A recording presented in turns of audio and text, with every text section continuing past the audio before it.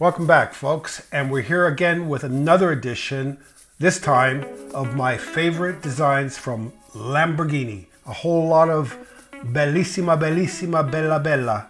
I think the world without Lamborghini would definitely be not as exciting as it could be.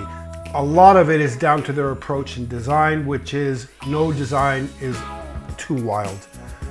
The ones I want to choose are the ones that have the biggest impact for Lamborghini and for the world of design, and we know how the Italians do design.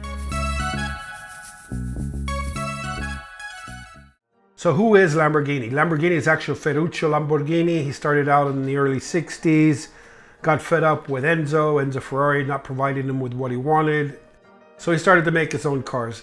He was actually developing tractors, producing well-known tractors at the time. Ferruccio was a big, passionate follower of Spanish bullfighting, and when he started to do his cars, he started to think about how I'm going to name them. And the first one I'm going to get into was the first Lamborghini that was named after a fighting bull. Now, my first choice of the most beautiful Lamborghini ever has to be the Lamborghini Miura, the P400. Now that is probably everybody's favorite Lamborghini, but how could it not be? I mean, this car is without question probably the most significant, the most inspirational car that Lamborghini's ever produced. Now, it was a new car in terms of inspiring new proportions, a new engine position, obviously. And after that, every Lamborghini basically followed that pattern. It's a desperately pretty car, I would say. And for sure at the time, the Miura was already designed as an incredibly quick car. It was a V12 mounted transversely in the back of the car, and it was what we would call the world's first supercar. It was a car that was produced by the engineering team at Lamborghini behind the back of Ferruccio Lamborghini, and they did it in their spare time. And when he saw the car, he was okay. He wasn't really enthusiastic about it, but what really pushed the buttons for him was the chassis of this car, the package, the layout of the engine and all that. So it was pretty much designed to be a rival to the newest Ferraris on the market at that time, but it had that typical Italianesque, that long flowing hood off the front. It had what we call a cab rearward architecture, so the greenhouse, the cabin was set more towards the back of the car. That was very typical, obviously, of the 1960s style, the era of cars from that period. And what Gandini did was he actually completed the body in three parts. He did the front clamshell, the middle of the car, and the rear clamshell. Now, as I said before, clamshells are very expansive pieces of metal that cover a lot of area from side to side. And it opened up in opposite directions, these clamshells. So that made it extremely dramatic. What all supercars have or provide is drama, and the Miura absolutely combined that and produce something totally dramatic. There were a lot of small, exquisite details that Gandini provided on the design of the Miura. For example, those long metal eyelashes on the headlamps that made it look very, very sensual, very flirtery, very almost a feminine touch to it. There was also that vent created out of the belt line where the glass meets the body as it sweeps up and back towards the B-pillar. The little slats in there that the bottom one actually provided the area for the door handle, and that long sweeping soft curve that went up from the belt line up into that area of the roof. So that attention to the details just put it in a world of its own, a class of its own, obviously. It really knows how to combine very taut, very muscular surfaces with an element of sensuality. You can get one or the other, but to be able to combine that sort of masculine and femininity or feminine approach to design, and they look right, is incredibly difficult. And this is what Gandini managed to do with the Miura. The Miura looked like it had arrived from space. It just landed. It was brought here by some aliens. So for me, it's kind of like a piece of work by Da Vinci. It's a piece of art born only in Italy, only could have been born in Italy, and it will never again be repeated. So the next Lambo that I'd like to speak about from a design point of view is the Aspara S2. Now this was the first 2+2 ever offered by Lamborghini in its history.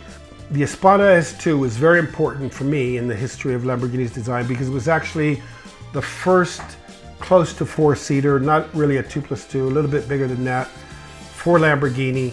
And I think that was what made it appealing to the public of that time. And I think a lot of the design was based off of a previous car that was shown, the concept, the Marsal concept that was shown in Geneva a few years earlier in 1967. And I think some of the cues that were used, the design cues for the Aspara, were actually from the Betona Jaguar Piranha. And I think you can see that when you compare the two of them, or these cars together. What I most appreciate about the Aspara is that it still offered what we could call outrageous styling, but the design was still different enough to not look like it was actually derived from a Lamborghini. So what really appeals to me about the design of the Aspara is that all the flat surfacing that we associate with Lamborghinis today probably started with this model here. But believe me you, they are not flat. They have ever so slight tension in the surfacing. There are curves within the flat surfaces, if you want to call them that. It's not a simple design, although it looks simple. You would swear the bonnet, the hood is very flat. Have a look at it and you'll see ever so slight curvature on every panel on this vehicle. And the way it's actually stretched, the width of this vehicle looks impressive. Now, another amazing feature on the Aspara is the amount of glass that it actually has. If you ever want to know what it feels like sitting within a fishbowl, sit within the Aspara and you'll have this expansiveness around you, this airiness, which is very unusual. And if you look at it from the outside, it's especially noticeable. The amount of glass that covers the greenhouse, what we call the canopy, the upper area of the vehicle, is enormous. So I think it's another factor that adds to the joy of design of this vehicle. That long, very stretched long hood of the car that covers the front mounted V12. And there's this incredibly long greenhouse and the fastback shape of it towards the rear that lets in incredible amounts of light into the cabin. I think as a GT, it has to be one of the most visually stunning ones out there in the history of Lamborghini.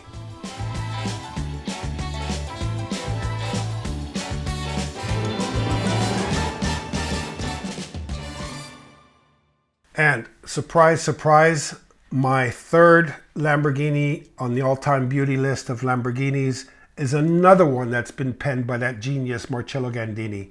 And of course, this one cannot be any other than the Countach.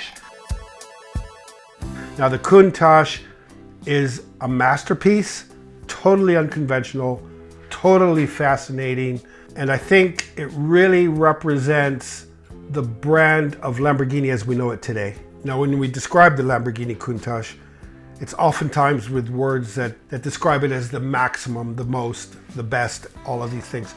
But one thing that for sure, in my opinion, is it's not what we would call a classic beauty of a car. More than anything, I would say, is one of those drop jaw type of designs, those designs that really grab you from the start.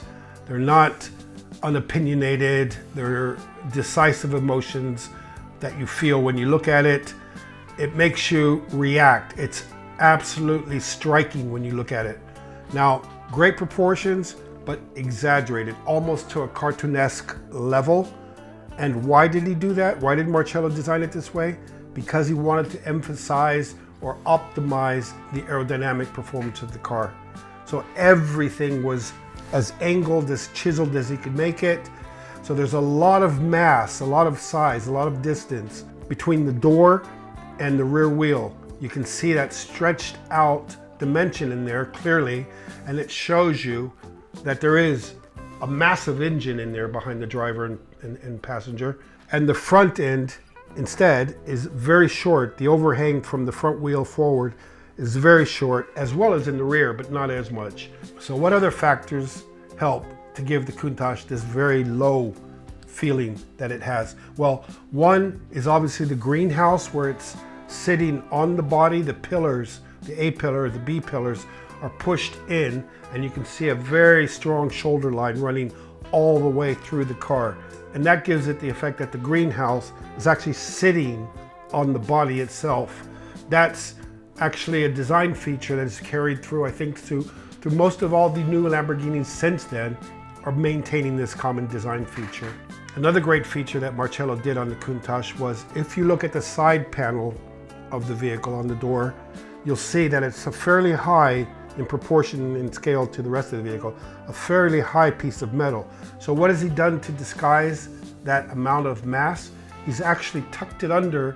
As it's coming down, you can see it fold and come underneath the vehicle, creating a lot of shadow in that area, reflecting the ground, and thereby enhancing the curvature, the visual curvature of the panel itself, making it look or appear to be a lot lighter than it actually is. Another interesting fact is those top-mounted intakes, air intakes on the side, were never really intended to be there, and found out during the engineering process that they weren't providing enough air, so they had to add additional air intake scoops, and that's why they ended up with massive ones up on the top there that you can see. Another interesting design feature that made the Countach extremely dramatic was the door opening system that they had to use. Now, they needed a large opening space to get people into the Countach, and so by pulling the door shut lines outwards, they ended up with lines that weren't really vertical.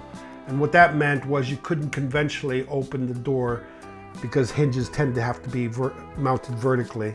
So what they did was mount it with a hinge on the top, and that gave you this flipping up door system, and that was the simplest solution to getting people in and out of the vehicle. It might seem minor, but it really has a big, powerful effect.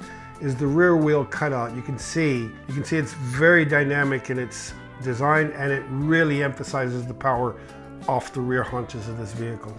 So in summary, on the Countach P400, I wouldn't say that it's anywhere near being the most beautiful Lamborghini ever produced, but in terms of design, it definitely is the one, at least for me, that really takes my breath away every time I see it.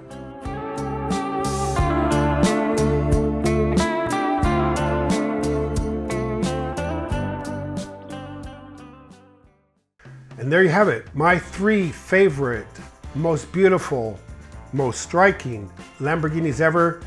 I know it's not going to be too controversial. A lot of them are probably on your list too, but do let me know in the comments below what really are your 3 favorite, most beautiful, most striking Lamborghinis. Thank you so much for watching, and I certainly look forward to seeing you again in the next episode.